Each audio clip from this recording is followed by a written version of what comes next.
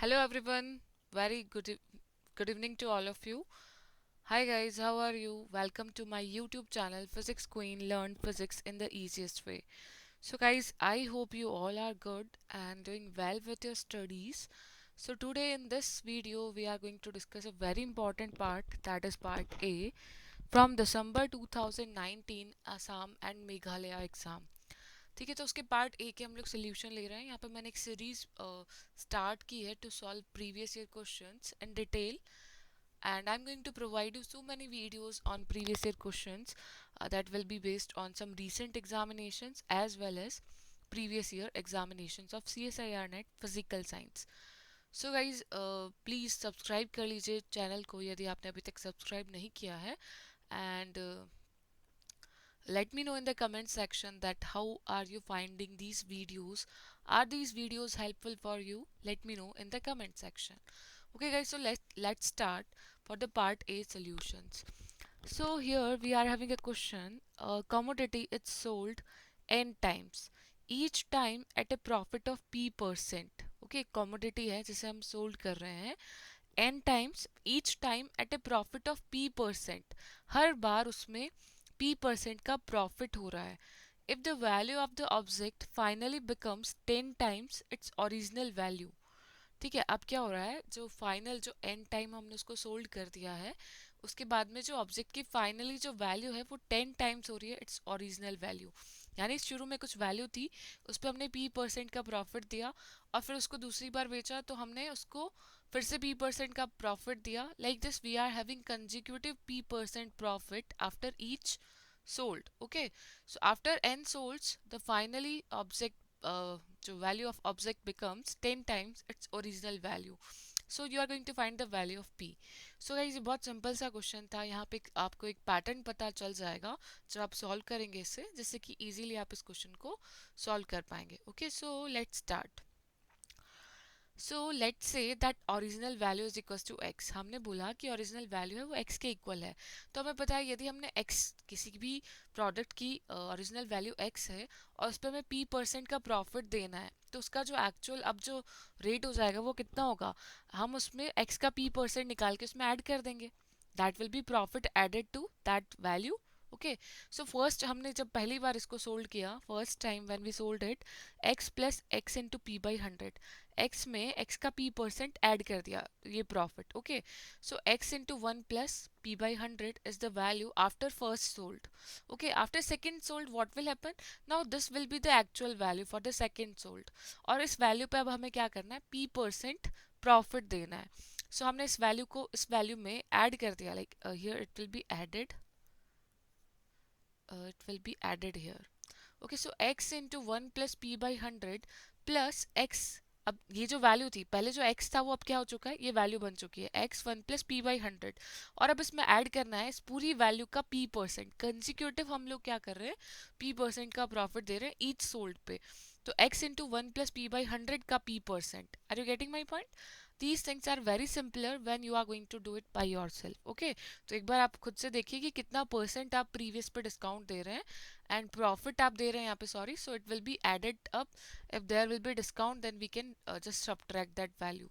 Okay, so after solving this we are going to get x plus xp upon 100 plus xp upon 100 plus p upon 100 का square into x. Okay, so अब इसमें से हम x को common ले लेते हैं and it will B x plus 2xp upon 100 plus p upon 100 का square into x will be there.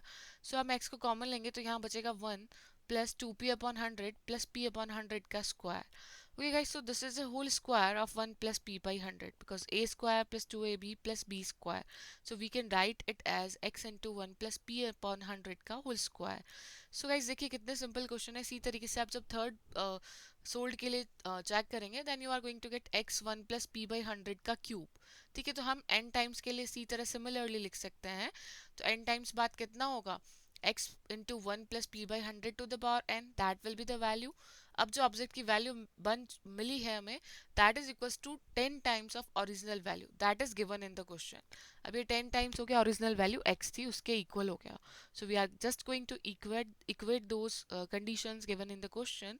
So here x will get cancelled out and it will be 1 plus p by 100 to the power n is equals to 10. So it is going to be 1 plus p by 100, that will be equals to 10 to the power 1 by n. So p by 100 is going to be 10 to the power 1 by n minus 1, and p is going to be 10 to the power 1 by n minus 1 into 100. So this will be your answer. So check from options, you are getting option A as the correct answer. Okay, so option A will be the correct answer for this question. तो कितना simple question था, easily solve कर लिया हमने. ठीक है, within 1 or 2 seconds you are going to solve that question, क्योंकि यहाँ तो एक्सप्लेन करने में थोड़ा डिटेल में बताने के लिए टाइम लग रहा है, but in exam you can solve it very easily in A minimum time. So guys part A को बिल्कुल स्किप मत करना, पार्ट ए को एग्जाम में सबसे पहले अटैम्प्ट करना, because these marks are free of cost and ये बहुत अच्छा स्कोर आपको प्रोवाइड करेंगे in your examination. So just try a little bit for part A. Strategy यहाँ पर आप देखिए प्रिपरेशन के लिए अपनी, एंड प्रीवियस ईयर क्वेश्चंस करिए पार्ट ए के लिए, and you will get surely be able to solve at least 10 to 12 questions from part A if you are not preparing well. If you are going to prepare well, then you will be able to solve all 15 questions from there. Okay, so this will be answer. So the next question we are having, again a different question, but and at the same time it is very very interesting and very easy to solve. So a certain radioactive material produces h units of heat per unit volume per unit time. Okay, h units of heat per unit volume पर unit time. तो इस question को आप dimensional analysis से भी कर सकते हैं. एक हमारे पास रेडियो एक्टिव मटेरियल है, वो इतनी हीट को प्रोड्यूस कर रहा है. ओके, और किस किस h क्या है, that is per unit volume and पर unit time. A uniform solid sphere is made of this material. The sphere radiates. अब इसी मटेरियल से, जो मटेरियल था जिसकी h यूनिट्स है पर यूनिट वॉल्यूम और पर यूनिट टाइम की हीट प्रोड्यूस करने की, उसी मटेरियल से हमने एक स्फीयर बनाया है, और वो जो स्फीयर है वो रेडिएट कर रहा है S units of heat per unit area पर यूनिट टाइम. यानी वो कितनी हीट रेडिएट कर रहा है, एस यूनिट कितने टाइम के लिए, यूनिट टाइम के लिए, और पर यूनिट एरिया से, एक यूनिट एरिया से वो एस यूनिट को हीट को रेडिएट कर रहा है. Is it clear? Okay, so अब हमें क्या देखना है, for the sphere to reach a steady temperature. तो अब हमें क्या करना है, एक स्टडी टेम्परेचर पे पहुंचना है. दैट मीन्स एक कांस्टेंट टेम्परेचर की वैल्यू को बनाए रखना है, इक्विलिब्रियम पोजीशन हमें वहां पे चाहिए. In that condition its radius should necessarily be. आपको निकालना है कि इसकी रेडियस जो है वो क्या होगी. ओके, सो आपको ये समझ आ रहा है कि एच जो है, एच और एस में आप रिलेशन कैसे निकाल सकते हैं. सो लेट अस सपोज कि हमारे पास जो स्फीयर है that is of radius capital R. Okay, तो जो स्फीयर हमने बनाया ना मटेरियल से, तो एच क्या है, हीट पर यूनिट वॉल्यूम पर unit time. So heat produced bye sphere per unit time. हम सिर्फ अब हमने यहाँ से वॉल्यूम को मल्टीप्लाई कर दिया है, पर यूनिट टाइम के लिए हम कितनी हीट प्रोड्यूस कर रहे हैं स्फीयर वो निकाल लिया. that will be h into volume 4 by 3 pi r cube. Okay, now S is the heat per unit area per unit time radiated by that particular sphere. So heat radiated by sphere per unit time is going to be S into 4 pi r square. Okay, so अब क्या given है कि आपको study temperature वहाँ पे maintain करना है. Okay, तो उसके लिए देखिए जो स्फीयर है उसमें हीट प्रोड्यूस हो रही है, यदि वो रेडिएट होने वाली हीट से ज़्यादा हो जाएगी तो टेम्परेचर क्या होगा बॉडी का, इंक्रीज हो जाएगा. Okay, so temperature will increase if heat produces more than the heat radiated, so it should be less than equals to the heat radiated. Okay, is it clear? So for steady temperature we are talking about per unit time. एक unit time में जो heat produced by the sphere per unit time should be less than equals to heat radiated by that sphere per unit time. तो हमने दोनों को क्या किया, इन यहाँ पे जो भी इक्वलिटी है अपनी उसमें satisfy करवाया. So h into 4 by 3 pi r cube should be less than equals to s into 4 pi r square. So from here we are getting 4 pi will get cancelled out. So यहाँ से एक r square भी cancelled out हो जाएगा. h r by 3 will be less than equals to s. So r हमें निकालना है कि radius जो है वो क्या होगा. So radius should be less than equals to 3s upon h. So option again 1 is going to be correct answer, less than or equals to 3s upon h. We are getting that? Okay, so this is the method to solve these kind of questions.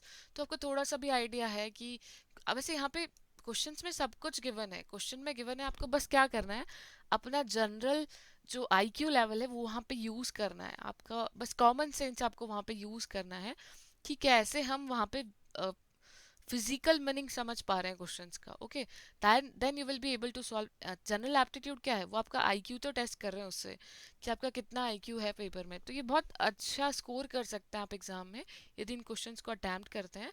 So guys, one more thing I want to tell you about that I'm also an educator on Unacademy Plus.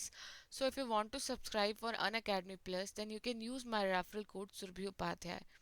Okay, you can also use Surbhi Live. So from both codes, you can use whatever you want. There should be no space between the letters.